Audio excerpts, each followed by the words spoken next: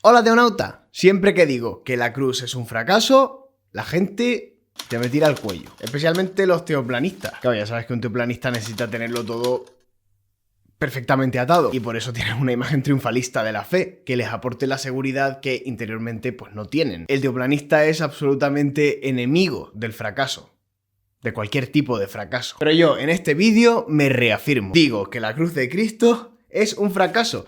Y no un fracaso cualquiera, sino un fracaso infinito. No hay mayor fracaso. ¿O te crees que puede haber un fracaso mayor que Dios mismo haya muerto a manos de los hombres? Cuando lo que estaba intentando predicarles era un mensaje de amor y reconciliación. Digo que fue un fracaso desde el punto de vista histórico. Y esto está clarísimo en la Sagrada Escritura. Si no, no se entiende que María Magdalena fuera tachada de loca cuando les dijo a los apóstoles que Jesús estaba resucitado, que ya se lo había encontrado. Obviamente no la creyeron. ¿Por qué? Porque estaban todos hundidos en la miseria a causa de este estrepitoso fracaso. Dice la Escritura que sus compañeros estaban de duelo y llorando. Fíjate el impacto de la muerte de Jesús en la comunidad, que el mismísimo Tomás, después de que todo el mundo dijera que se habían visto a Jesús allí aparecido, él no lo cree. Dice que si no mete el dedo en el agujero de sus llagas, que no se lo va a creer. Y luego está el relato de los discípulos de Emaús, que dice la Escritura que se alejaban de Jerusalén con aire entristecido, skizropos en griego, que significa más o menos esto.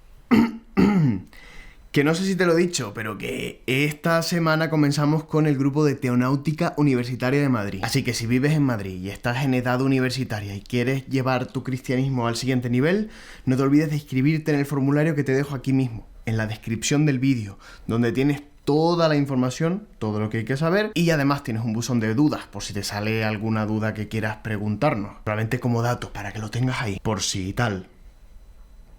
Ya tú sabrás.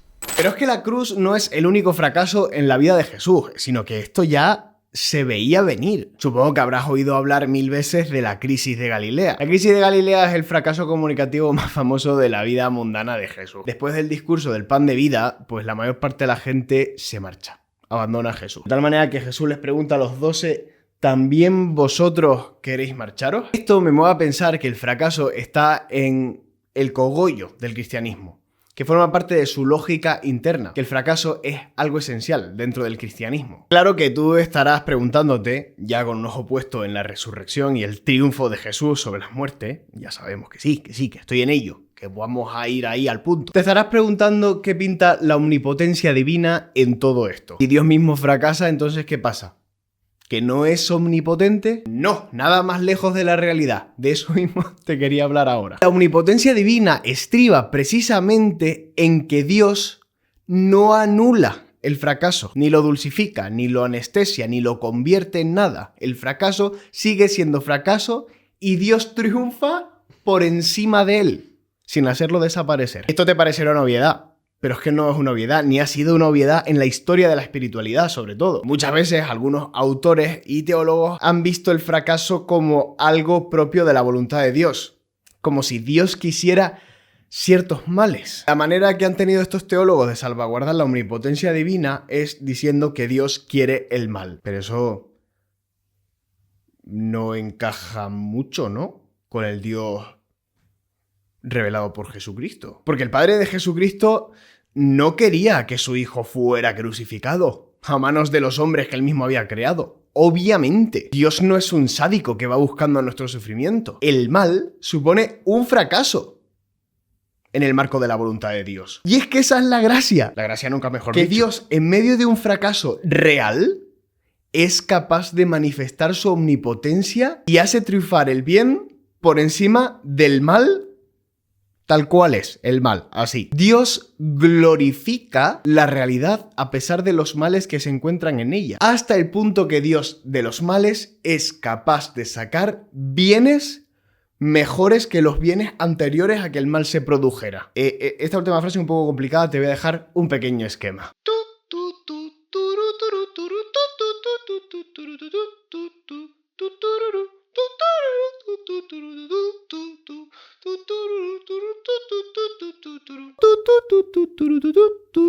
Te lo explico con un ejemplo que es bastante claro. Fíjate en la irrupción del pecado en la historia.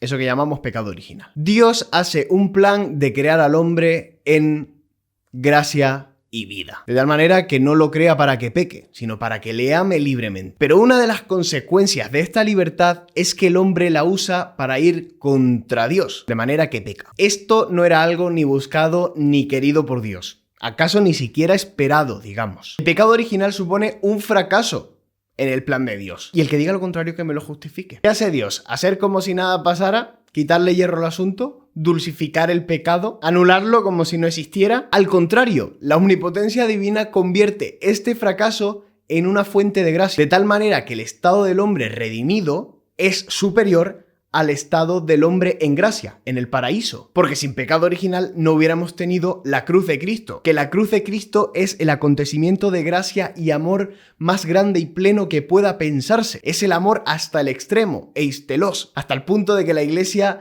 llegó a exclamar: «Oh feliz culpa que mereció tal Redentor». Esto es una locura, pero es que es así. Y por eso lo decimos cada año en la celebración de la Vigilia Pascual. No porque la culpa sea feliz, sino por lo que ha producido, que son unos bienes inconmensurablemente mejores a los que teníamos en el paraíso antes del pecado. El amor hasta el extremo en la cruz no sería posible si no hubiera sido por este acontecimiento tan abominable, espeluznante e injustificable, que eso es lo que verdaderamente es el pecado. Por lo demás, el fracaso tiene grandes beneficios espirituales para la persona si lo encaja desde la fe. El fracaso nos ensancha, nos hace volver la vista a Dios y quitar nuestra seguridad de las cosas mudables, que generalmente fracasan. El fracaso lo que hace es apartar la seguridad que nosotros ponemos en nosotros mismos y, atención, a la seguridad que tenemos en la imagen que nosotros nos hemos construido de Dios, que es insuficiente en la mayor parte de las veces. Esto es puro fanos, trascender por completo la estrechez de nuestros sentimientos y las estrechas categorías de nuestro pensamiento sobre Dios, que no dan abasto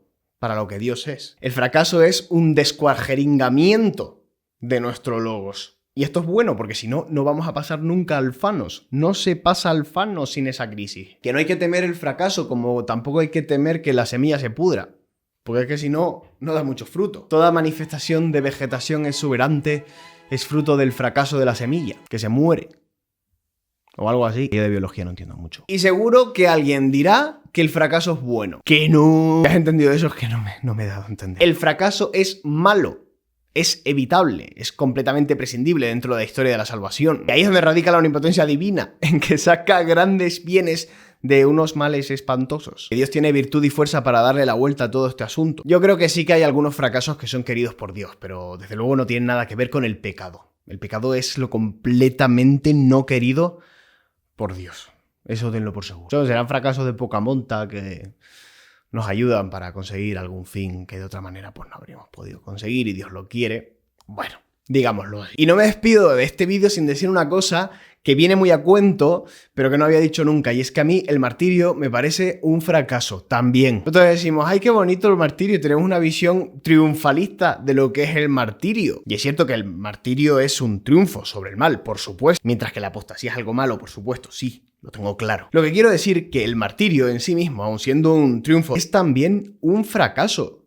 Un fracaso rotundo. El fracaso de los que no han podido comunicar el amor, la misericordia y la plenitud del Evangelio de Cristo a sus perseguidores. Es un fracaso para las víctimas, pero también un fracaso para los agresores. ¿Es que nadie piensa en los agresores? ¿Tú sabes el gran peligro de condenación que tiene una persona que ha dado muerte a otra por odio a su fe? El motivo por el que yo no quisiera morir mártir, al margen de porque me da un poco de yuyu todo el dolor y todo eso, es porque si alguien me da muerte, esa persona está en un riesgo tremendo de condenarse. Y yo no quiero que nadie se condene. No quiero que un agresor vaya al infierno a cambio de que yo vaya al cielo. No me interesa, no quiero eso. No quiero ese cielo a cambio de la condenación de un pecador.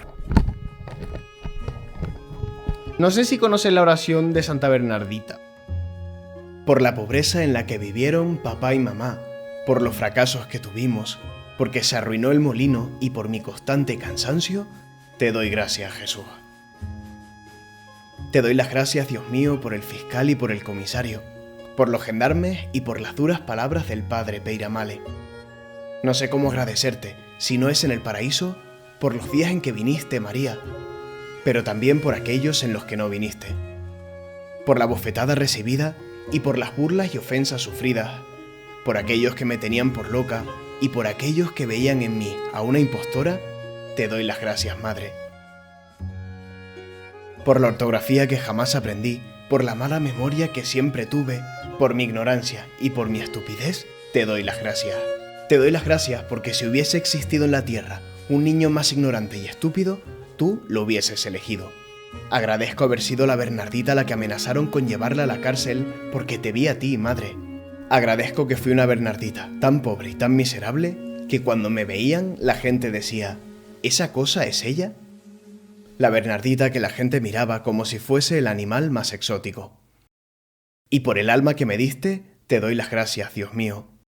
Por el desierto de mi sequedad interior, por tus noches y por tus relámpagos, por tus rayos, por todo.